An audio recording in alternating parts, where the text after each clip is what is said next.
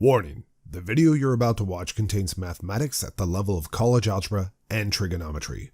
All material has an assumed prerequisite of both Algebra 1, which is elementary algebra, and Algebra 2, which is intermediate algebra. While some prerequisite topics are reviewed briefly, a more thorough review of these entrance topics can be found by searching the web.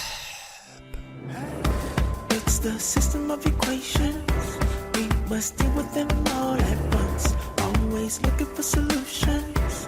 Positive outlook overcome. Hello everybody, welcome back to another video in the right triangle trigonometry section that we're going through. You should have already watched my video on triangles and special triangles in trig and trig functions and evaluating trig functions, the special angles, and finally cofunction identities. And now we're going to go into applications. And it says applications part 1 for a very specific reason.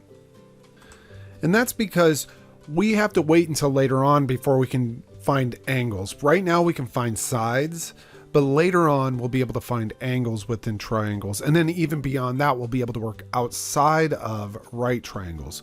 But for right now, we're just going to work with finding sides of triangles, given angles. All right. Very first thing we need to do is talk modes. What do I mean by modes? Well, in the good old days, way back when people had graphing calculators, which I do not recommend, there were two modes. There was a degree mode and a radian mode. And when you did your arithmetic or whatever, and you weren't working with trig, you would never have known what mode you were in because your calculator works fine without knowing what mode you're in. So you could have said, well, I'm in degree or mode, or I don't care what mode. And all of these mathematics that I'm doing right now, pi plus 2 and all that fun stuff, they all remain the same, whether I'm in degree mode or I'm in radian mode. And then I would just say, okay, well, what's 3 plus 7? Same thing. What's 1 minus 5? Same thing. And then what's pi plus 2? Pi plus 2. Same thing. So nothing changes there. The only time it changes is when you start typing in trig functions. So if you said, what's the sine of 30? Well, we know the sine of 30 degrees is supposed to be a half, but it's not telling me that because I'm currently in radian mode. So once you start dealing with trig functions and plugging angles in, you need to make sure you're in the right mode. If I switch over to degree mode, you'll see that it does actually return the proper value for the sine of 30 degrees. And we know that the sine of 30 degrees should be the same as the sine of pi over 6. Of course, we are not in radian mode, so I have to switch over to radian mode to see that as a right answer. Notice on Desmos, at least, when I do that, it changes my previous answer as well. On a graphing calculator, it will not do that, but that's just a heads up. Whatever mode you're working in, all the previous answers, at least in Desmos, will change to adopt that mode. Be very careful with that. Now, for the most part, applications will be done in degree mode. So that's where you're going to kind of park your calculator when you are working with applications. In radian mode, that's for calculus. Now, the calculus you're going to do when you get to calculus, generally you do not need to touch a calculator. You already, by that time, know all your trig functions, your trig identities. You know what the sine and cosine, tangent, all that stuff is at pi over 6, pi over 3, pi over 4. You know half angle identities, all this other fun stuff. So there's really no need to grab a calculator to do your calculations in calculus. That's a lot of calc. But in trig, you have to reach for a calculator every once in a while, specifically for applications, and you want to make sure that you're dealing with the right mode. So it's just a heads up. That's probably the biggest mistake I'll see on an application problem is just people are in the wrong mode and they get frustrated. They're like, I swear I'm right, and all this other stuff. And then you find out you were in the wrong mode the entire time. So just be very aware of that. All right, before we start diving into applications, we should get somewhat proficient with dealing with trig functions and evaluating them using technology. So here we're going to go through it and evaluate each of these. Before we do, I'm going to make little notes here. D for degree mode. So degree mode through all those, and R for radian mode. By the way, 1 without a degree sign means it's a radian, 1 radian. So those are my heads up for myself, degree mode versus radian mode. And now I'm going to go ahead and use Desmos to make some computations. So just a heads up, I'm going to be writing out the answers on my digital whiteboard as I say this, but I'll be typing them in here. So the sine of 27.2 degrees, notice I am in degree mode. So the sine of 27.2 is roughly, and I'm going to round to 2 decimal places on all of these, roughly 0.46. And now I'm going to go ahead and go to the next one. I'll hit enter here. The next one is cosine of 79.1 degrees. Again, you could easily see that this all is very nice and clean, right? 0.19. That's okay. I'm going to skip the tangent and the cosecant, mainly because they're in radians and I want to do all my degrees first. And the next one that was in degrees was a secant of 18 degrees. Now here's the deal. In a calculator, most calculators won't let you type in secant. Now I'm not sure about Desmos, and I'm not going to try because I don't want you to type in secant into Desmos. Just remember that the secant is 1 over the cosine. So if I want to know what the secant of 18 degrees is, I'm going to evaluate 1 over cosine of 18 degrees. And I get a value of 1.05. Again, secant is 1 over cosine, so secant of 18 degrees is 1 over the cosine of 18 degrees. Now I am curious if it'll let me type in secant of 18. No. Okay, so that's good that it doesn't let me do that. I don't want it to let me do that. So those are all my degree measures. Now I'm going to clear those, and I'm going to do all this work with radians. So I need to get into a radian mode. So let me click on radian here. And we're going to try the tangent of pi over 7. So tan of pi for pi divided by 7. And so that gets me a roughly 0.48. The next one I had was the cosecant of 1. So remember, cosecant is 1 over the sine. So 1 over the sine of 1. And that is going to be roughly 1.19. And then finally, the last one I had was a cotangent of 3 pi over 16. And remember, you don't have a cotangent button. You don't have any of those reciprocal trig function buttons on your calculator. So you have to know the reciprocal identities. Cotangent is 1 over the tangent. So I have that, and then I want to evaluate this at 3 pi over 16. And that's going to be roughly 1.50. That's rounded to 2 decimal places, so that's pretty good. And there we have it all filled in. So I just needed to start with that so we know how to use technology to evaluate trigonometric expressions. Now we're actually going to start diving into, I think, examples. Let me just double check that. Yes. So now we're going to start diving into some of them are theory-based examples and some of them are actual applications. But each of them are meant to be somewhat challenging. So solve the following triangle. All right. So they give us an angle, 81 degrees. They give us that it's a right triangle. So I happen to know the missing angle. I don't really need it, but they did say solve the triangle, which means find everything. So this is going to be 9 degrees because 90 was already taken here. So we only had 90 left. So 90 minus 81 gives me 9 degrees left for that angle. And now I just need to find the missing sides. And here's how I'm going to do it. I'm going to ask myself what trig function relates the given information and the unknown. The given information was 81 degrees here and 16.5 there. And I'm going to go for this b first. I don't know why, I just wanted to. So what trig function relates that yellow highlighting? Well, let's see. That unknown b is opposite 81 degrees and the 16.5 is adjacent to 81 degrees. So it's the tangent, opposite over adjacent. I happen to know that the tangent of 81 degrees, which is opposite over adjacent, is equal to b over 16.5. And now I can solve for b by multiplying both sides by b, and I'll get that 16.5 times the tangent of 81 degrees is equal to b. I'm going to leave it like that for the moment because I'm just going to find the other value before I grab a calculator. So again, our goal is to solve this triangle to find all the missing information. We found b, we just haven't calculated it yet. But now we need to find c, the hypotenuse. And we need to ask ourselves the same question. What trig function relates 81 degrees to this adjacent side and the hypotenuse? And that would be the cosine. Cosine is adjacent divided by hypotenuse. I'll write that down here. So the cosine of 81 degrees would be the adjacent side to 81 degrees divided by the hypotenuse length.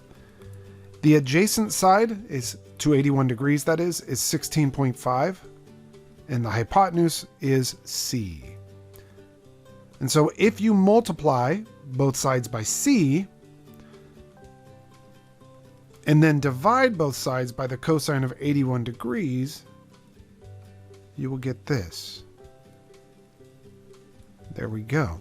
So we now know what b, that missing side b is, and we know what the missing side c is. And now we can just grab a calculator. And that's what I'm going to do. I'm just going to go over to Desmos and calculate these. Note that we finished our last problem in radian mode, so we have to switch to degree mode. B was equal to, not that you have to type B is equal to, I'm just typing that. B is equal to 16.5 times the tangent of 81 degrees. And that's 104. So I'm just going to take the time to write that on my digital whiteboard. 104 point, I'll round to one decimal place here, 0.2. And then C was given by, C equals 16.5 divided by the cosine of 81 degrees. And that is going to be roughly 105.5. So approximately 105.5 is what I'm writing in there. Remember, C is the hypotenuse of this. Notice that C, even though it's a hypotenuse, it's very close in length to B. That's totally fine. It's a really narrow triangle. That's why. So there we go. We've used trig for the first time to solve a problem. Or solve a triangle, that is. So these types of problems are all over the place in trigonometry, so you kind of have to get used to it. Always ask yourself this question. What trig function relates the given information and the unknown? Now, sometimes you're handed a problem without a picture, and you have to draw that picture. So let A, B, and C be a right triangle with with right angle at C. So I'll just draw that in here. Might as well. They're telling me to anyway. Right, so there's the right angle at capital C. They tell me angle B is 77.66 degrees. So I'll call this angle B since it looks larger, and I'll just say that's 77.66 degrees. And side A, so if that's angle B right there, angle A is up here. So side A is opposite, always opposite angle A. And that's 46.21, darn it, 46.21. And I don't know if I put units on that or anything. Inches. And we're asked to find B. Find the length. So we're not solving this triangle. We're not finding all the values. We're just finding that one missing piece. Again, what trig function relates the given information and the unknown? The given information was this angle right here and that side right there. What relates that information and this unknown as far as trig functions? Well, that's opposite. This is adjacent. So it must be the tangent, or if you prefer to hurt yourself, the cotangent, but tangent's the better choice here. So tangent of 77.66 degrees should equal opposite, which is B, divided by adjacent, which is 46.21. And that's in inches, by the way. Inches. But side B will just be in inches as well. If you multiply both sides by that 46.21 inches, you'll get 46.21 times the tangent of 77.66 degrees, and this will all be in inches when everything's said and done. And rather than just pausing things and putting it over to Desmos, I'm just typing it into Desmos very quickly, just because you could obviously do this now. So B will roughly be 211.2 inches.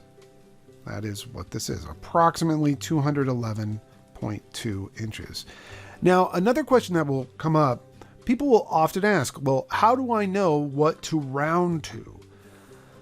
Really, I could have rounded to two decimal places, since they gave everything here to two decimal places. If I did, I'd be 211.23.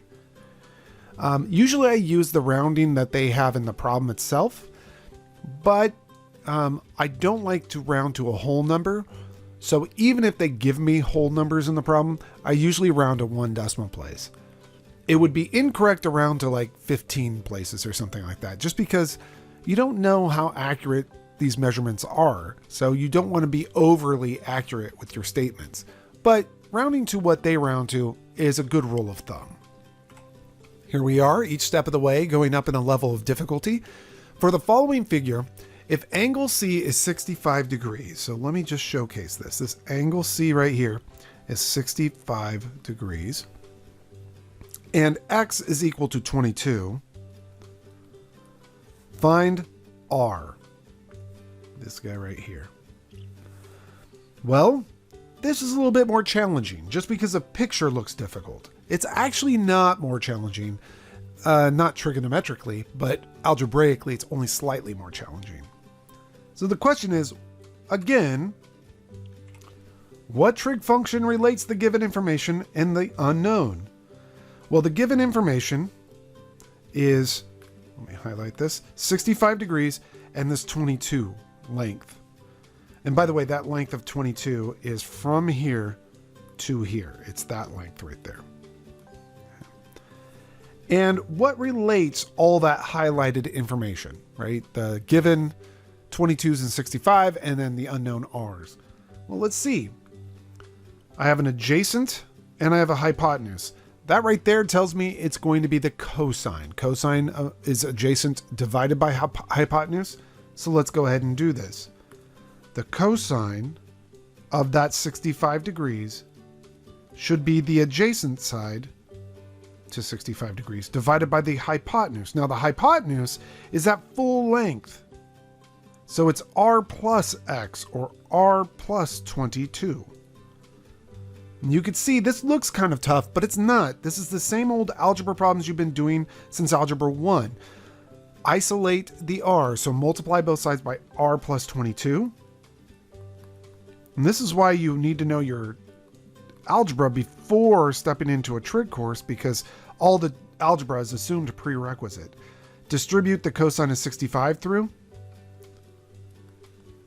And get this, plus 22, cosine of 65. And then just drag everything with R's to one side. Get all terms involving R on one side, all terms without R on the other. So that will imply, they all kind of imply each other. All right. That will imply 22 cosine of 65 degrees is equal to R minus R cosine of 65 degrees. Notice both those terms have a R in them. So I'll factor that R out and I'll divide by the factor. There's no need for me to go slowly on this one. So 1 minus the cosine of 65 degrees is equal to R. I just factored out an R out of this and divided by the remaining factor, which is 1 minus cosine of 65. This is what I'm going to punch into my calculator. And my calculator is Desmos. So let's go ahead and do it. I start a fraction just to make it clean. 22 cosine of 65. Make sure you are in degree mode. Downstairs it'll be 1 minus the cosine of 65. And you see that R is 16. Again, I'm going to round to a single decimal place here, so 16.1. And I should probably double check the units. They didn't give any, so that's perfect. Notice I still rounded to a single decimal place, even though all their numbers are whole numbers. That's just a habit of mine. You could round to a whole number, or maybe the problem, if it's online, will just tell you how to round. Notice in this problem, I immediately wrote what trig function relates to given information and the unknown, because the reality is that's what you're going to be asking all the time. So let's see here. This looks a lot more complex. This is a three-dimensional problem. You have that black triangle standing up and basically like a shadow, that red line down on the floor. So they are perpendicular to one another. Anyhow, if triangle ABD, the black triangle, if the angle ABD, so B is the vertex of that angle, so it would be, let me grab a black pen, that angle right there. If that angle is 53 degrees, all right, great. And angle C, that red angle on the floor, is 48 degrees. And the distance from B to C is 42. Find X and H. Okay, so this is what I consider to be a compound geometry problem. You have two geometric shapes, and if you're like me, you have a very hard time with compound shapes. I have always been terrible with compound shapes, so I'll tell you the trick that I use. I break them apart. I just look at them as two sort of separate problems. The first one, A, D, B, they told me this is 53 degrees, this is some height h, and this is some distance x. The second one, I'll draw in red just so we could see it. Notice I'm not drawing it like it's on the floor or some silliness like that. This is B, this is C, and this is A. Let's see, B to A is that distance x, this is 42, and this is 48 degrees. I hope all that makes sense. And then what I do, out of habit, and a good habit that is, I highlight what they share in common. This is what I call the connector. This piece of information connects these two shapes together. So once I find X in one of them, I can then translate that over to the second one to find out what H is. That's how I do this. It's just a lot easier. So again, all that question I constantly ask, what trig function relates the given information and the unknown? So let's go to this red triangle. What trig function relates, this given information to this unknown?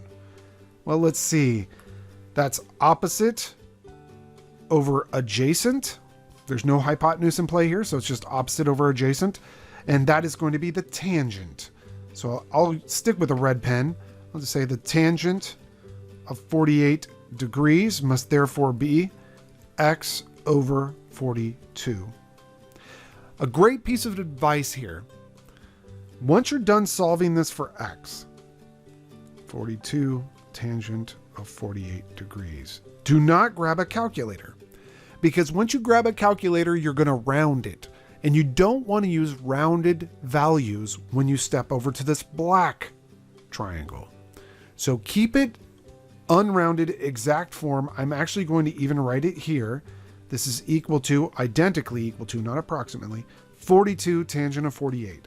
42 tangent of 48 degrees.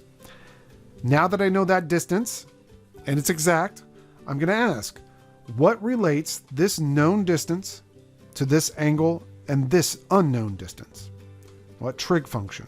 And again, this is opposite to 53 degrees, and this is adjacent to 53 degrees. So again, it is going to be the tangent. So the tangent of that 53 degrees should equal h over the x value, which is 42 tangent of 48 degrees. And then solve this for h. That will imply that h is equal to 42 tangent of 48 degrees times the tangent of 53 degrees. And then I will grab a calculator.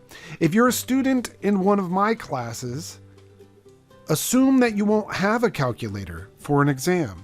This, what I'm boxing up, is how you would leave your answers. That's perfectly fine. There's nothing, you actually do less work by not grabbing a calculator than more. You actually have less of a chance to get things wrong by not grabbing a calculator, because often students will type things in wrong by accident, or they'll use radian mode again by accident. So these exact forms are what I'd like you to leave your answers in if I say leave answers in exact form. All right, let's go ahead and actually calculate these out. I'm just going to pause. Well, no, I'll show you. Make sure you're in degree mode. Remember, x was 42, tangent of 48. And actually, I'm going to go ahead and call that something. I'm going to say a is equal to that. So that's 46.6 approximately. I'll just write that down a little bit later. And then h was that number times tangent of 53. There we go, 61.9. So now I'll go ahead and go back over and enter those values in.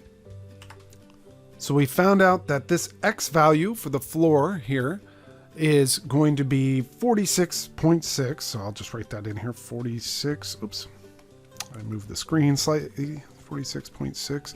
And then the height, h, which we just computed, is going to be a 61.9. Whatever units. They didn't quite give me the units here, but that's okay. All right, there's a good compound geometry problem. Again, my habit is to break apart the geometric shapes and just highlight what they have in common so that I know what to transfer over to the other shape. It makes it much easier, it's less confusing, all that fun stuff. And now we're to a real application. So you see this picture of a Ferris wheel right here, right? That's the London Eye in London. Or in England, actually. The London Eye is a Ferris wheel on the south bank of the River Thames in the borough of Lambeth. It was the world's tallest Ferris wheel from 1999 until 2006, when it was surpassed by the Star of Nanchang in Nanchang, China. The diameter of the London Eye is 394 feet, and passengers enter into the wheel's capsules at an elevation of 30 feet from the street level. The eye makes one full revolution every 30 minutes. What is the elevation from ground level of a passenger if they have been on the Ferris wheel for 12 minutes? This sounds like it's a terribly complex problem, but it's not. You just need a picture, which we have, or you could draw your own, which I probably will anyway. So we have the ground level. I'll draw that in black. There's the ground level. And we know that passengers enter the eye, let's see, passengers enter into the wheel's capsules at an elevation of 30 feet from the street level. So we know that the elevation of where the wheel starts is about 30 feet above the ground. I mean, I suppose I can, this is a large wheel, so I should probably make it the ground a little bit closer to the wheel closer to the ground. So there we go. We have the Ferris wheel picture. I'm going to go ahead and just make a little note here. That this distance is 30 feet. Okay, that's when they enter. Okay. What else do we need? Oh, they give us a radius. Actually, technically, they give us a diameter. The diameter of the London Eye is 394 feet. So the radius is what I'm really concerned with, because I want to know, the radius. I need to know the length of something here. So it's 197 is the radius. So I'm going to go ahead and mark that out. I'll actually mark it back here. I'm not going to use this part, but I'm going to go ahead and just write 197. Again, that's feet. Okay. So far so good. I've got a picture. So somebody gets on board and they start going around. Let's just say they go this way. It doesn't actually matter which way they go. Okay. We want to know what's their height after 12 minutes. But we need more information than just what's their height after 12 minutes. We need to know how quickly this spins so we can see how far along they are after 12 minutes.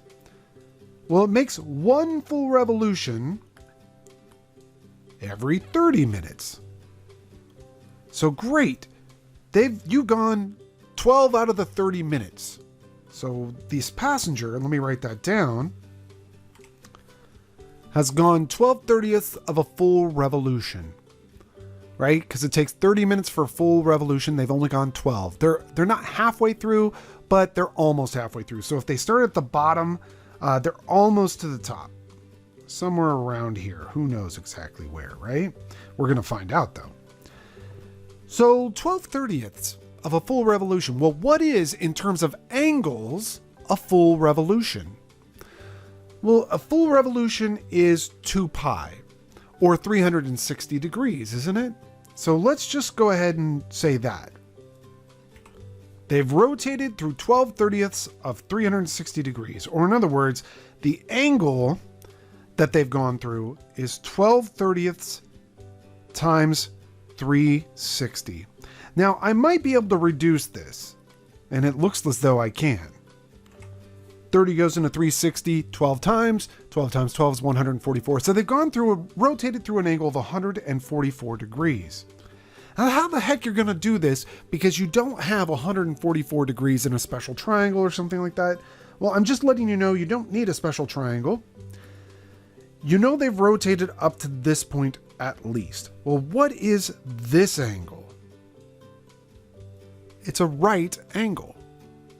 And so from there, they continued going up. This is the first 90 degrees of their rotation. They still have another 54 degrees to go. And our question is, what is the height that they're at? So you can see this is a much more complex problem, but we can actually do this. The reason why we can do this is we know this distance is 30 feet. This distance right here is half, or not half, it's the radius, so it's 197 feet. So really all I need to know is, what is this remaining distance d? Oh, and by the way, to use trigonometry, you need 2 pieces of information for a right triangle. Gosh, I wish I had a second piece of information for that triangle. I wish I knew what this distance right here was. Oh, look, it's the radius of the wheel. So I happen to have two pieces of information in that right triangle. And again, let me just highlight that right triangle because I think it deserves it. In this right triangle right here is what I'm really talking about. That is a right angle. So again, I started this problem by just being careful with how I read it. I knew the wheel started 30 feet off the ground. I know the diameter, so then half the diameter is the radius. I know that the passenger has gone for 12 out of the 30 minutes. 30 minutes for a full revolution, so 12 out of 30 of a full revolution. 12/30ths of a full revolution is 12/30ths of 360 degrees. And that's a simple arithmetic problem. That's 144 degrees. And then I just used the fact that they had to rotate up through 90 degrees here. So that left 54 extra degrees for them to finish their rotation to the 12-minute mark. And now I can just off to the side, if I really wanted to, draw that right triangle to make it a math problem. This is 54 degrees. This is an unknown. This is 197. And the question is, again, as I have been asking this entire time, what trig function relates the given information and the unknown? Here's the given information. Here's the unknown. And let's point some arrows. That's going to be opposite. And this is hypotenuse. That is the sine. So the sine of 54 degrees will be d over 197, or in other words, d is equal to 197 sine of 54 degrees. Of course, I have to grab a calculator, but that's not the actual height or elevation that this passenger's at. Remember, they started 30 feet off the ground, and then they climbed through this 90-degree angle, which is the radius here. So they've climbed another 197. So 30 plus 197 is 227, then plus d. So their height is actually 227 plus that d. And let's see what that d is. It's 197 sine of 54. And this time I don't really need to go grab or to showcase my calculations because I've done that enough. I just have to make sure I'm in degree mode. So you can hear my keystrokes as I type into Desmos here. The 227 plus 197 sine of 54. And that is going to approximately be, we'll round to the nearest foot, actually. I'm fine with that on this problem. 386 feet. That's the height after 12 minutes. It's a fairly robust problem, but really great use of early trig. Now, there are really only a couple other, or one other real idea to this early part of applications in trigonometry. And that would be angles of elevation and depression. And these are kind of easier seen than read. But if you want to read that, you can. In reality, an angle of elevation is if you look forward. So let's say this is your eye. I'm a terrible artist, but there's your eye. That's supposed to be an eyeball. That's terrible, right? Okay. You don't want to see my drawing. It's terrible. Anyway, so if you're looking horizontally and then you have to look up to see something, that angle theta is an angle of elevation. Now, I know that the vast majority of people are better artists than me.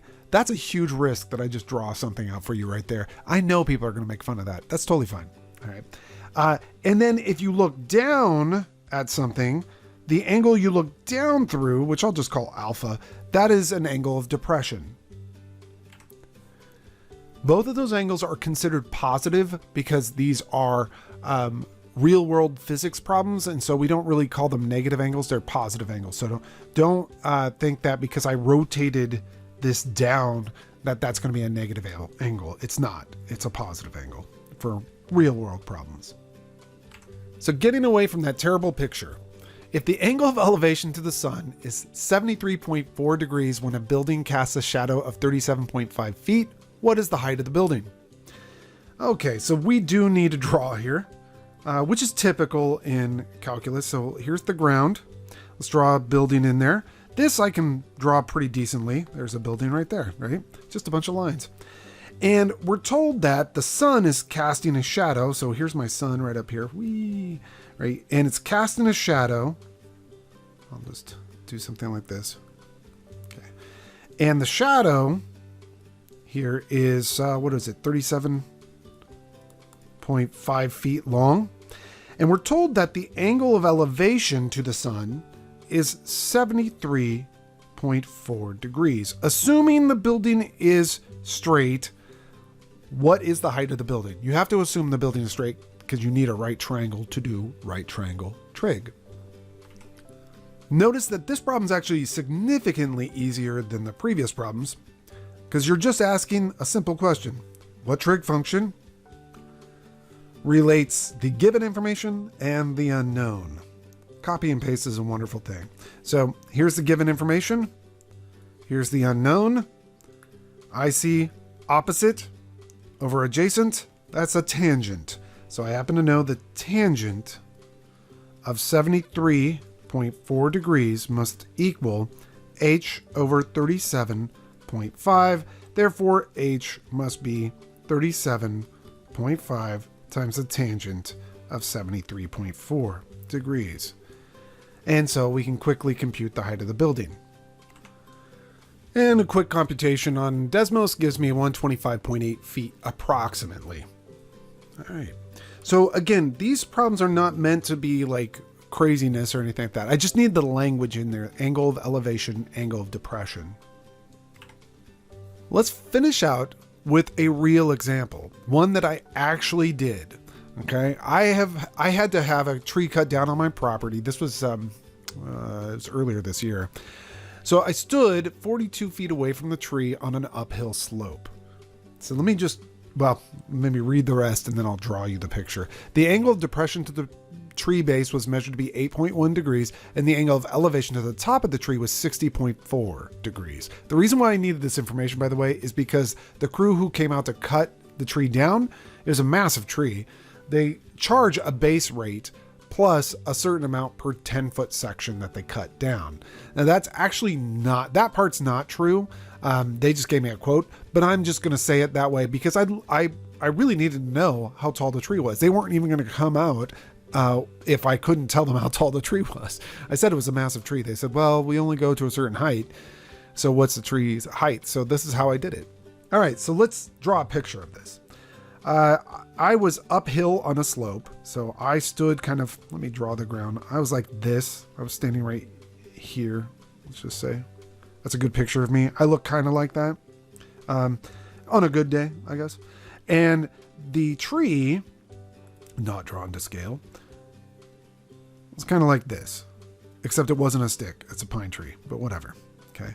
And I should probably rope that up and move that down slightly because I need the room. All right. So that is sort of the picture of it. Maybe make that tree a little bit taller. What a terrible artist I am. I know, you're jealous. I get it. All right. So the angle of depression. So I looked straight at the tree and then I had a device to measure down, to measure down the angle of depression. And I'll use blue for that, to the base. And this was supposed to be straight, but it just didn't work out for me. Sorry about that. There we go. And trees, by the way, tend to grow up straight. So that is supposed to be a 90-degree angle right here. Okay. Anyhow, my angle of depression to the ground was 8.1, as I recall. So 8.1 degrees. And the angle of elevation to the top of the tree was 60.4. So this angle right there, again, 60.4 degrees. And again, that's a right angle. Now, as I said, I stood 42 feet away. Yes, it was on an upslope, but it was approximately 42 feet. So I'm just going to call this distance right here 42 feet. Notice it's a compound problem. It has a couple right triangles in it. I want to know the overall height, but the reality is I'm going to have to compute one of them, height 1, and another one, height 2, and add them up. That's not that big of a deal. Let's look at this first triangle. What trig function relates this angle to this known side to this unknown side? Well, let's see. That unknown side is opposite. The known side is adjacent. Tangent. It's not always going to be the tangent, but it tends to be the tangent quite often. So I know the tangent of 8.1 degrees ends up being the second height divided by 42. Or in other words, the second height is equal to 42 tangent of 8.1 degrees. Then you ask the same question about the other triangle. What trig function relates that angle to this known side to that unknown side? And again, it will be the tangent. The tangent of 60.4 will be h1 over 42. So tangent of 60.4 degrees will be h1 over 42. Or in other words, h sub 1, the tall height there, is 42 tangent of 60.4 degrees. Now I'm going to grab a calculator, compute both of those, and add them up. And that is approximately 80 feet when you add it all up. So that was what the tree was, about an 80-foot tall tree. Now, the rest of it's just kind of algebra. If the crew came out to cut down the tree, charges $300 plus $80 per 10-foot section, how much would I have to spend? Well, that's $300 plus, I have 8 sets of 10, so it's 8 sets of $80 extra dollars. And so what is that? 640 plus 300 is $940. Actually, I think I paid roughly around that. So anyhow, that's a good application of trigonometry, at least right triangle trig. As we move forward through this course or through this series of videos, if you're not in my class, you will see that we will be able to deal with other non-right triangle problems, but that'll happen a little bit later. Right now, a whole world of problems just opened up to you, so please enjoy. It's the system of equations. We must deal with them all at once. Always looking for solutions. Positive outlook overcomes obstacles getting in our way, cause affects more than we can sometimes see. Things for what they are and work together until you feel at peace. Says, listen close, don't talk too much that isn't cold. Sure, you may really hurt inside. It doesn't justify you to speak too loud and cry.